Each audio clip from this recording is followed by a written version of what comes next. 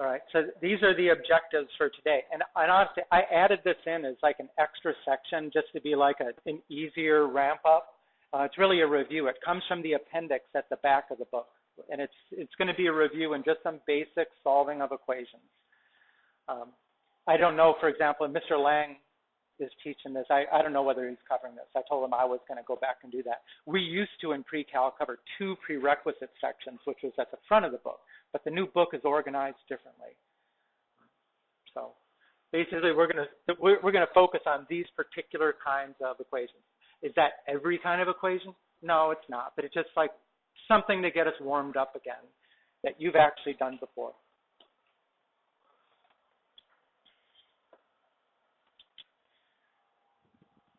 Okay, so I'm going to focus on these kinds of equations. Now, what do we mean by a linear equation? Well, makes a straight line on a graph. There's a distinction here, which I always try to like go back to these 3 things, right? There's 3 entities that we study in math, or in this kind of a class. We study expressions, right? An expression would be something like 2x plus 1, right? There's no equal sign. It's just variables, constants, add or subtract. There are equations, and that would be like 0 equals 2x plus 1, which is actually what we're talking about today, right? Equations you can actually solve, and that's what we're going to practice today. Now, you can't graph an equation because it only has 1 variable. What you graph is a function. When it says y equals 2x plus 1, now that's something that when you graph it, it's a straight line on the page. Now, if what is it that makes either one of these linear? It's the same thing, and it's not about the graph.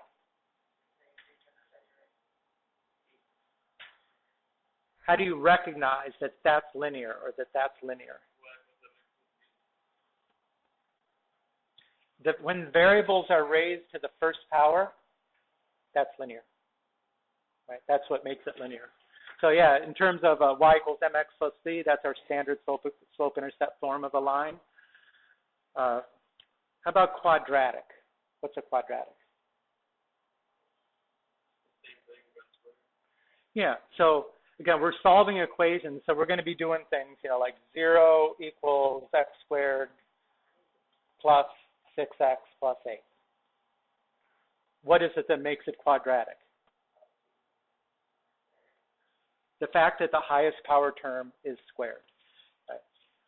Polynomial is actually linear and quadratic. They are polynomials. So when we say polynomial, we're going to talk about higher powers of x.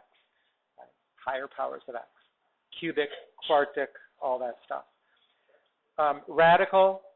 Radical means, square root, cubed root, and that, and then absolute value.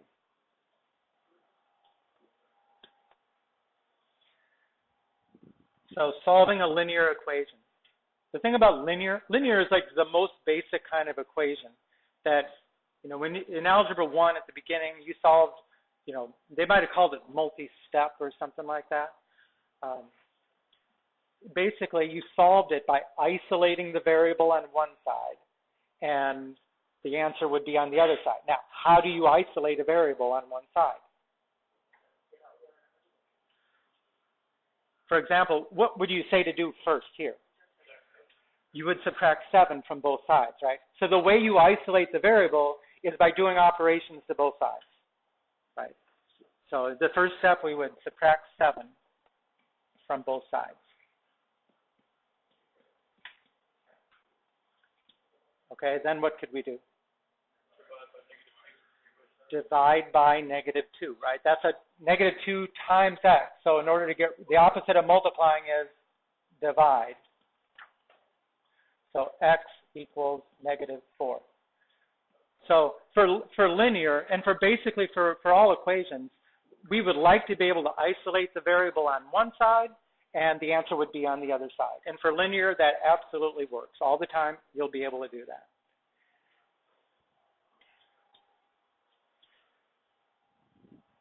The quadratic, that's not going to be possible. Right? Just how many terms have the variable in it? Yeah, you got the variable here, and you got the variable here. Can we combine them? No, right? They're not like terms because why? Because one is squared and one is not. So this idea that let's just do operations to both sides until we have the variable isolated on one side, it's not going to work. So instead of that, we learn different methods. We're not going to do every one today. We're not going to do graphing because we don't have our calculators with us. But the first one would have been factoring. And remember that when we solved a quadratic by factoring, by graphing, by quadratic formula, we always started out with the standard form equals 0. And that is not equal to 0. How can I make it equal to 0? Subtract 6. So now we've got 2x squared minus 3x minus 5 equals 0. Now, how do we factor a quadratic trinomial when the first coefficient, that 2, is not a 1? What were the steps to factoring this? So you go 2 times negative 5 is negative 10. And then what? And then you find what are the factors of negative 10 that add up to negative 3. Okay, well, just think. What are the factors of negative 10? I mean, it's either going to be 1 times 10, 2 times 5. One of them has to be negative. Right? Since that's a negative 3, the bigger is the negative. Do either one of those add up to negative 3? Yeah. This one right here would add up to negative 3. What do you do with those two numbers once you found them? Zach? Yeah, split up the negative 3x. Make this 2x squared minus 5x plus 2x minus 5 equals 0. What do you do at that point? Yeah, right. Okay, we're going to factor the two groups. But first, we've got to make the two groups, right? So group the first two, group the last two. So let's make that 2x squared minus 5x plus 2x minus 5 equals 0. Okay, now, factor the first set of parentheses. What's in common between the 2x squared and the minus 5x? There's an x here, right? And there's nothing in common between 2x minus 5, so that one stays the same.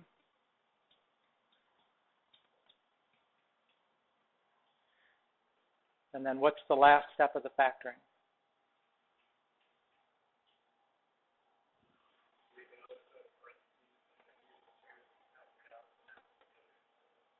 Where's my scroll bar?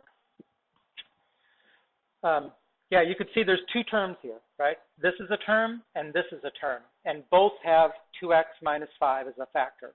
So you factor that out, right? 2x minus 5. And then what's left from this if I take away the 2x minus 5? The x, right?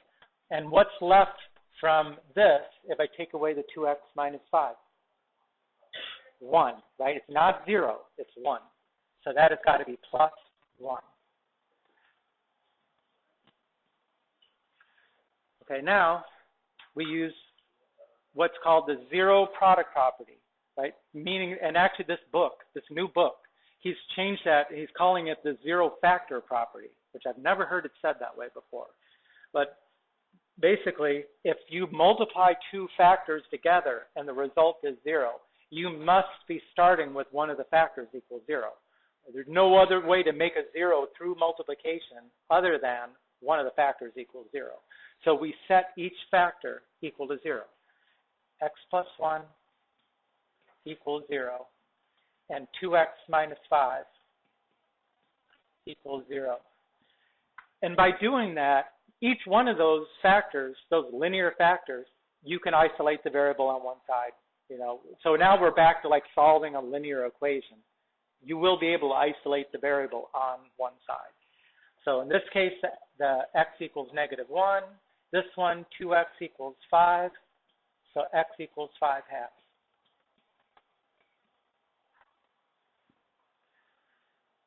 So that is by solving an equation by factoring, right? The whole reason we do that is to use the zero product property, right? Because then you can isolate each factor, and that's solvable.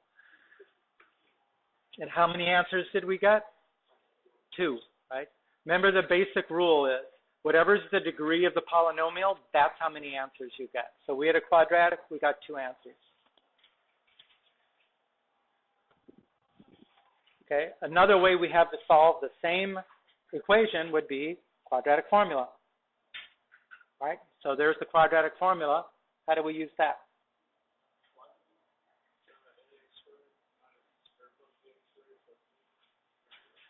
Yeah, you need to get it in standard form equals 0. We did that already on the last one. 2x squared minus 3x minus 5 equals 0. Okay, what are the values of A, B, and C? Right. This is the A. This is the B. This is the C. And it includes the minus sign. So now we can plug this in. X equals -3 plus or minus the square root of -3 squared minus 4 times 2 times -5.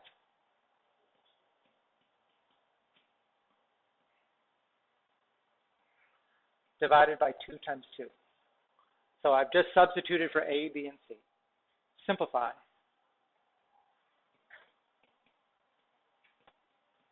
Three plus or minus 9 minus 4 times 2 times -5. That minus times a minus is going to make that a plus. Right? That'll be 4 times 2 is 20, times 2 is 40. So this is going to be 9 plus 40 divided by 4.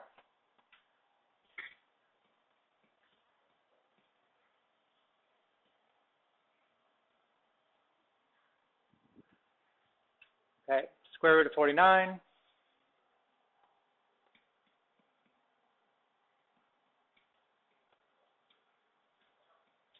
Three plus or minus 7 over 4. So what does that plus or minus mean? You're going to do it twice, right? Once you'll go 3 plus 7 over 4. Once you'll go 3 minus 7 over 4. So 3 plus 7 over 4 is 10 over 4, which is 5/2. 3 minus 7 over 4 is -4 over 4, which is -1.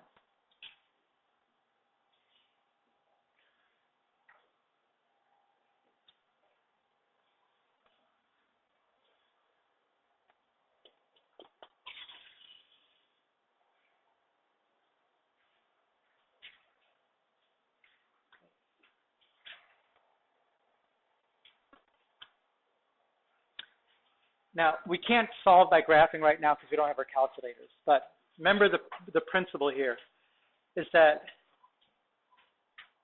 we're trying to solve an equation which has one variable in it.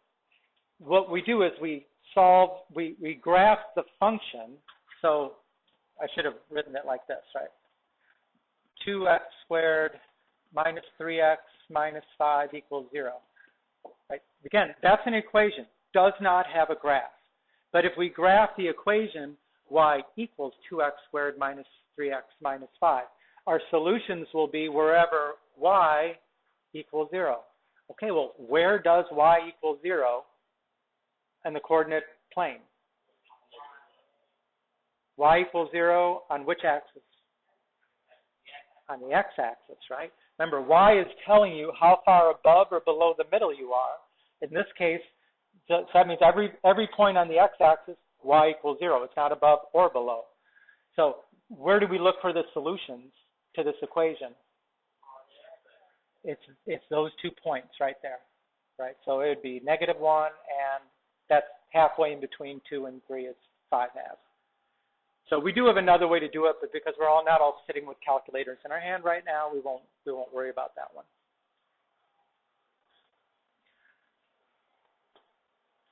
Okay, now when it comes to polynomials, right, with a polynomial, you could solve by factoring. We do have some ways to factor higher degree polynomials. Not a lot, though. Sum and difference of cubes was one of them. This one, how are we going to start to factor this one?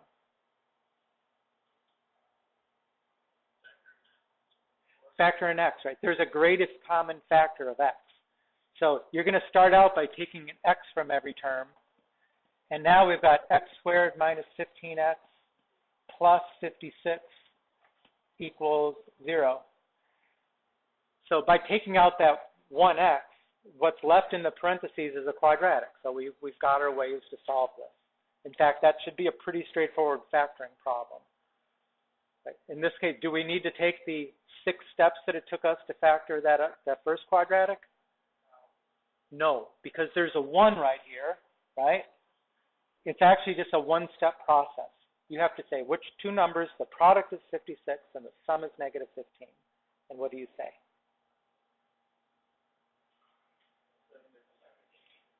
Okay, 7 plus 8 is 15, negative 15? Negative 7, negative 8. Right. So this factors one more step is x minus 7, x minus 8 equals 0. Okay, so we're not done. We're supposed to solve the equation. All we've done so far is factor the left-hand side. Right? What are the solutions to this equation? Yeah, again, we want to set each factor equal to 0 and solve for x. But this one is pretty simple. You can kind of just visually inspect it and say, right, if this x equals 0, then the whole thing is 0. If this x equals 7, then 7 minus 7 is 0, and the whole thing is 0. If this x equals 8, then 8 minus 8 is 0, and the whole thing is. Now, how many solutions do we get? 3. How many did we expect? 3.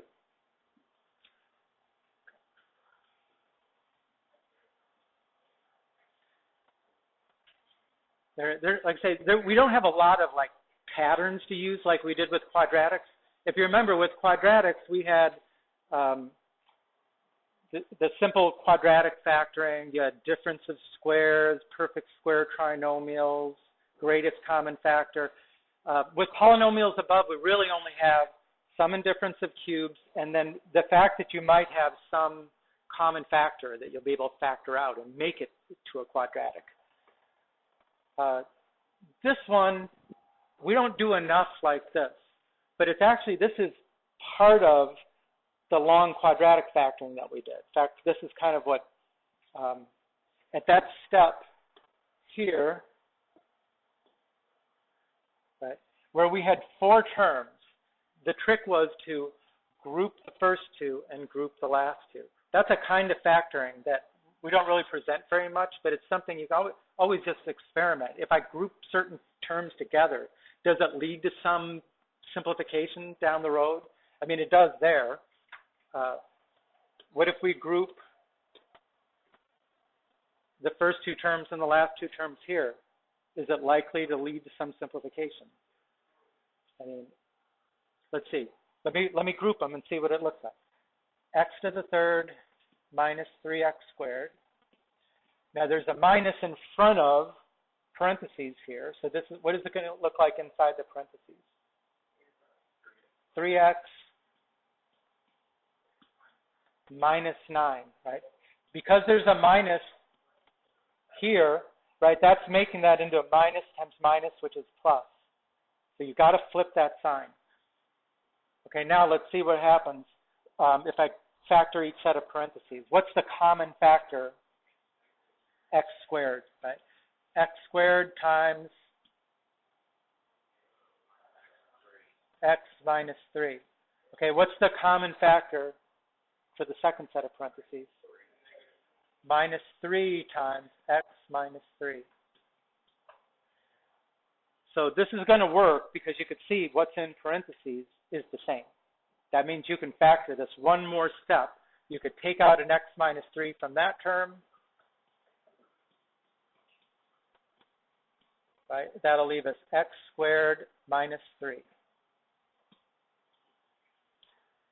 So again, when you have 4 terms, you should think what would it look like if I grouped the first 2 and the last 2. Sometimes you look at it and say it's really not going to help. This one you could kind of see because that was like 1 to negative 3. Okay, that's negative 3 times 1. Let's see. Negative 3 times negative 3 is positive 9. Yeah, this is probably going to work. So try grouping. Now, we're not done. Now we got to set each factor equal to 0. X squared minus 3 equals 0. X minus 3 equals 0. So this one is easy. X equals 3. How do you solve the other one? Well, first you got to add 3 to both sides. And then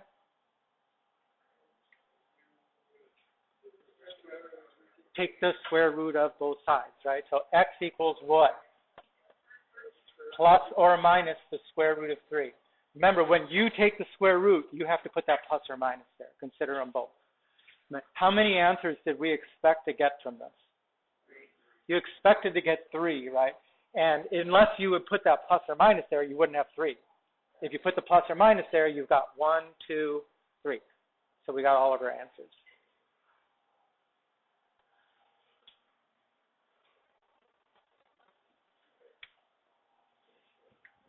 Okay, solving radical equations. Again, radical equations don't have to be just square roots, right? They could be cubed roots. They could be any nth root. You know, here in parentheses, notice this is a third root because it's got a 3 there. This one doesn't have a number, an index. That's called the index, right? Which means what is the index? There's an assumed 2. When you don't see a number in the hook there, then you assume that it's a 2. That means square root. Okay. Do you remember the steps to solving a radical equation?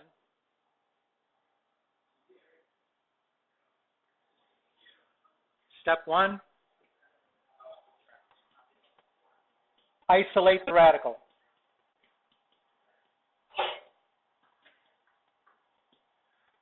All right, in this case, how do I isolate the radical?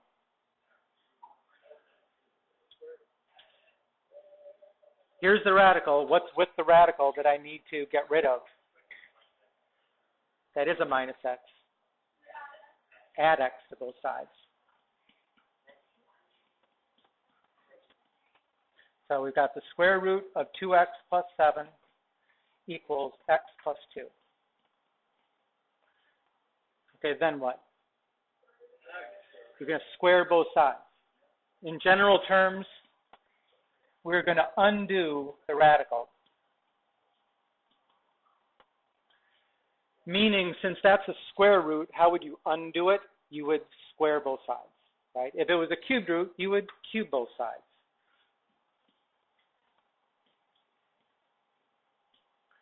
Okay, what do you get when you square the square root of 2x plus 7? See, you know, the square and the square root cancel each other out, and you get 2x plus 7. Okay, what do you get when you do x plus 2 squared? Remember, that is not x squared plus 2 squared. It's x plus 2 times x plus 2, and that's a FOIL.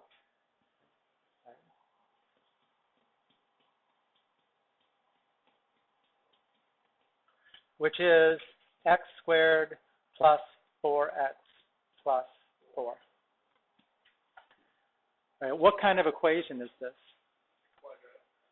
It's going to be a quadratic, so you got to think of all the ways we solve quadratics. We probably need to get it in standard form equals 0 to start.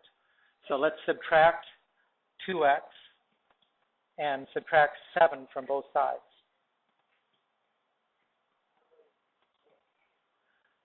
Zero equals x squared plus 2x minus 3.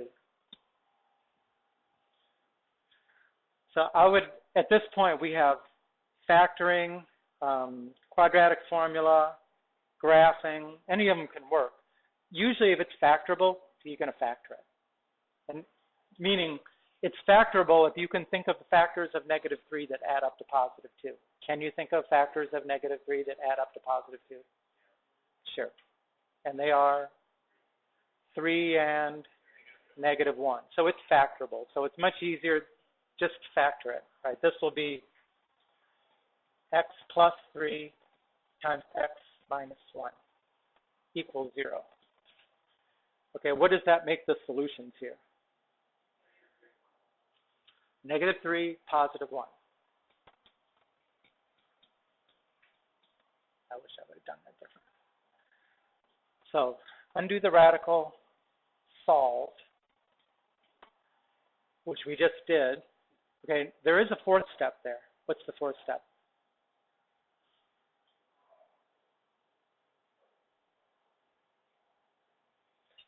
Check, right? You got to check. Okay, so let's go to let's check the -3 right here.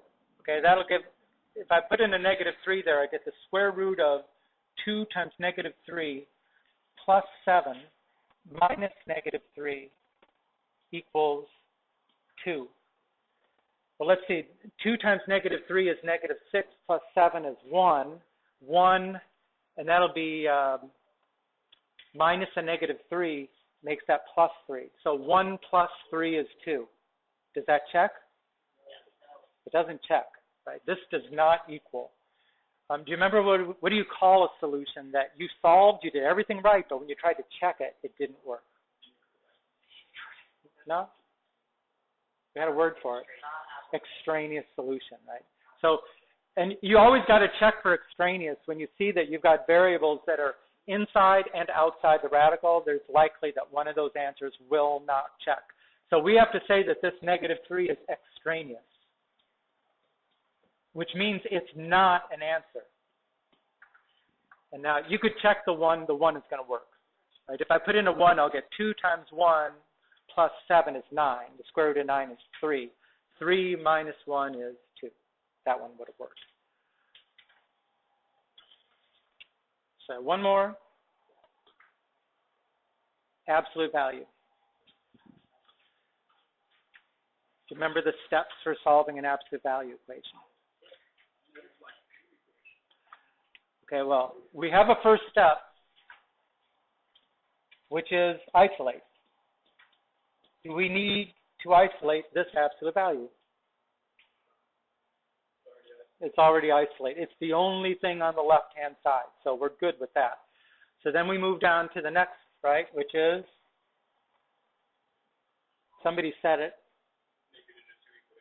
Yeah, I usually call it break it down, right? We've got an absolute value equation. We need to write it as 2 equations, no absolute values.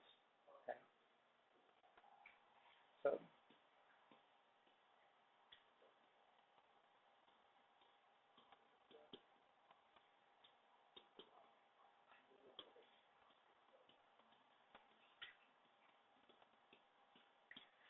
now, just to remind you, right, because this one looks a little more complicated than we're used to with these absolute values, but for example, if I said the absolute value of x minus 1 equals 7, what would have been the 2 equations that I wrote? Yeah, I would say either x minus 1 equals +7 or x minus 1 equals -7. Right? You set it equal to the positive and the negative. Because if x minus 1 equals -7, what happens when you take the absolute value? It flips the sign to 7, and now it's equal.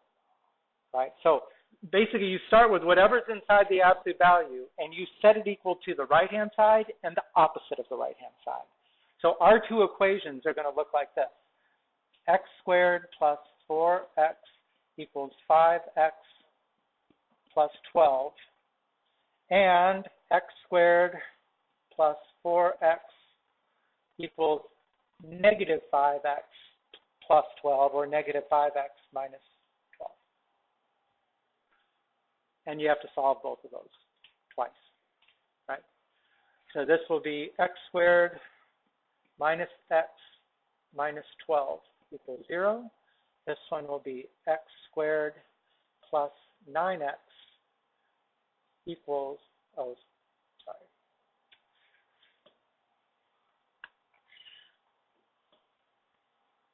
Okay, that was add 5x, add 12. Okay, this one is easily factorable, right? Factors of negative 12 that add up to negative 1. Negative 4, positive 3.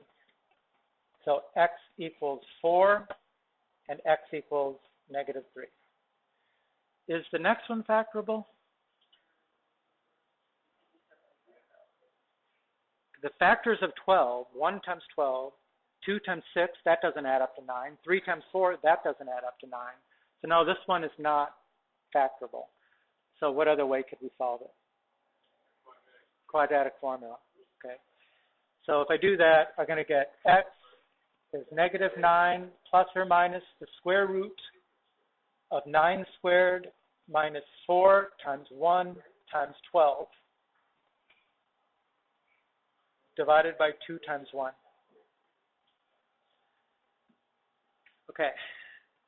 And I can simplify this as x equals negative 9 plus or minus the square root. This is going to be 81 minus 48, which is 33. No, yeah.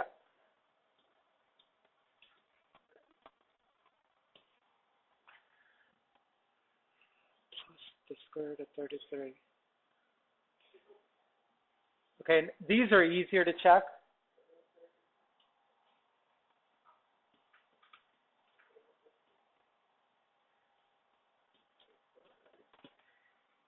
Right? If I put in and this is where this is going to happen, right? When I put in 4, 5 times 4 plus 12 would be 32, which is positive. If I put in negative 3, I'm going to get 5 times negative 3 is negative 15. Negative 15 plus 12 is negative 3. Can an absolute value equal negative 3?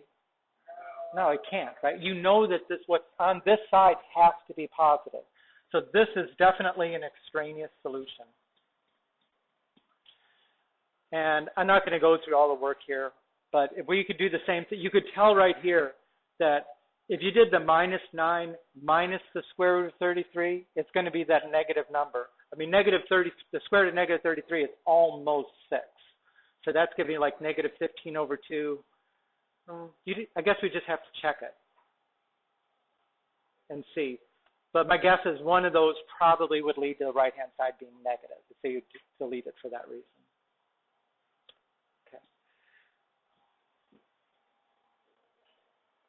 Like I said, that was intended to be just a little bit of a review of things that we've done before. And the homework is going to be just practicing doing some of that.